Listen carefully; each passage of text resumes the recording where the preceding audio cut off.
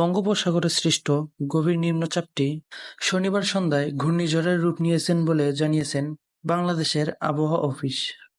আবহাওয়া অফিসের কর্মকর্তা আব্দুল মল্লিক বলেন, 10 থেকে 15 কিলোমিটার গতিতে ঘূর্ণিঝড় রিমাল উপকূলের দিকে অগ্রসর হচ্ছে। এছাড়াও আবহাওয়া অফিসের বিশেষ বুলেটিন জানায় যে ঘূর্ণিঝড় রিমালের 54 কিলোমিটার বাতাসের একটানা সর্বোচ্চ গতিবেগ ঘন্টায় 62 কিলোমিটার, যা দমকা বা ঝড়োয়া হাওয়া আকারে 68 কিলোমিটার বৃদ্ধি পাচ্ছে।